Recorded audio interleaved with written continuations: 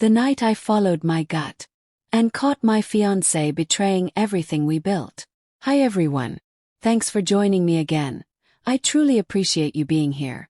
Today I've got a story to share. One that begins with a gut feeling and ends with a truth I never imagined I'd have to face. My name is Marcus. And if there's one thing life has taught me, it's that your gut will often whisper the truth long before your mind is ready to hear it. It won't come with hard evidence. It won't scream. But if you're smart, you'll learn to listen. Because what it shows you can change everything. Just a few months ago, I would have told you I was the luckiest man alive. I run a small digital marketing agency.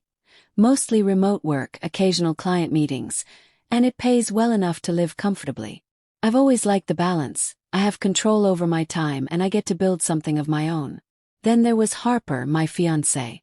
We'd been together for 3 years. People always said we looked perfect together. Stylish, confident. She had this sharp wit and a magnetic presence.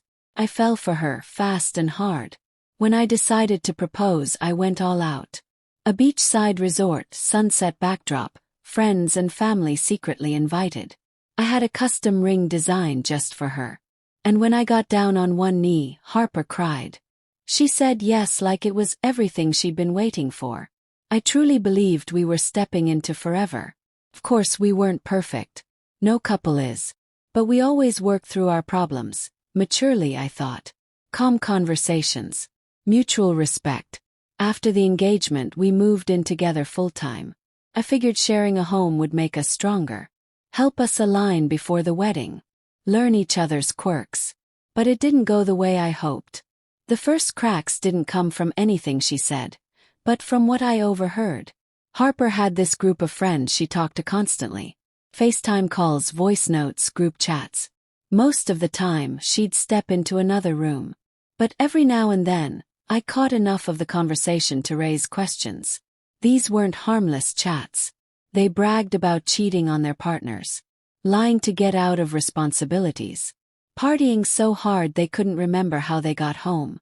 One of them even laughed about flirting with a married man, like it was an Olympic achievement. I'm not naive. I know people need space. But this wasn't fun or harmless, it was toxic. And they weren't ashamed of it, they were proud. Eventually I brought it up calmly. I told her I wasn't trying to control her, but I was concerned. I said I didn't trust them, not because I didn't trust her, but because the energy they carried didn't feel right. And I thought, as her future husband, I had the right to speak my mind. But Harper snapped. She said I was overstepping. Accused me of trying to control who she spoke to. Called me judgmental. Shut the whole thing down without so much as asking why I felt the way I did. I didn't fight her on it. But inside something cracked. And the crack grew. As our wedding date got closer, things felt off. She started coming home later. Always with excuses. A presentation ran late, she had to stop at a friend's place, traffic was bad. Reasonable stuff. But when it becomes every week, the pattern starts to itch at you. One night she came home past 10. I was on the couch, dinner cold, lights dimmed. She walked in, surprised I was still up. She leaned down to kiss me. That's when I smelled it, alcohol. She casually said it was just drinks after work for a colleague's birthday. He nodded, said nothing. But inside, I was spiraling. Was I being paranoid? Or finally waking up? Then came the night everything changed. It was a Saturday. Quiet. I walked into the bedroom and found Harper standing at the mirror. Eyeliner in one hand, dressed in a sleek black outfit that hugged her like it was custom-made. Girls' night? Asked, keeping my tone neutral. Yeah, she replied without turning. Still brushing mascara. Who with? That's when she turned sharply. Why does it matter? Do I need permission now? Her tone was like a slap. Defensive. Cold. I said I just had a weird feeling, nothing more. She rolled her eyes. Marcus, for God's sake. I just need to let off steam before the wedding. It's not a crime. And with that she left. No kiss goodbye. Just a wave over her shoulder. I couldn't sleep. After an hour of doom scrolling and checking the clock every 10 minutes, I opened the Find My app. We'd shared locations back when things felt safe. Her pin showed up at a lounge. Some fancy spot 40 minutes away. Something in me knew. I got dressed, got in my car, and drove. When I walked into that lounge, the music was pulsing, lights flashing, the air thick with perfume and alcohol. I spotted her near the center, surrounded by 5 of her friends, drinks in hand, laughing, loud, wild. Harper looked radiant, no denying it. But the ring I gave her, gone from her finger. Then the music changed, a viral song, and the whole group screamed, jumped up, and hit the dance floor. That's when I saw him. Tall guy. Dancing his way toward her.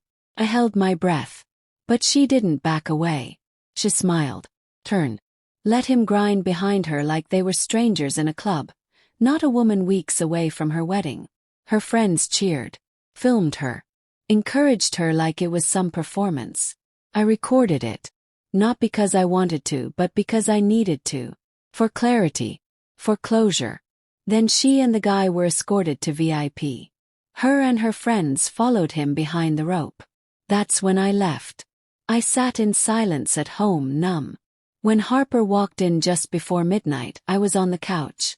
Lights off. She froze. I stood, phone in hand. I have something to show you, I said. Played the video. Her expression drained of color. When it ended, I turned the phone off.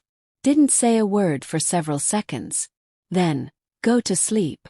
In the morning, pack your things. The next morning, she cried. Pleaded. It wasn't what it looked like. We were just dancing. We didn't do anything. It was a mistake. But I'd heard enough. I walked past her without a word. Later that day, one of her friends, probably the same kind that cheered her on, came to help pack her things. I watched from the window. Harper moved slowly, like she was hoping I'd stop her. But I didn't.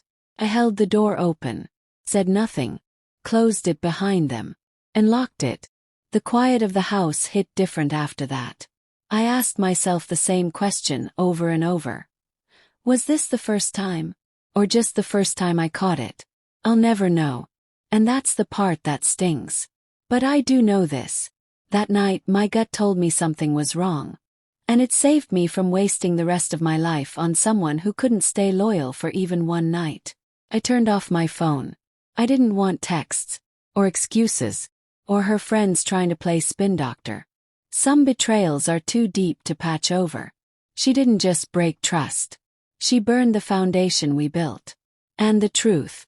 It shattered me, but it also set me free.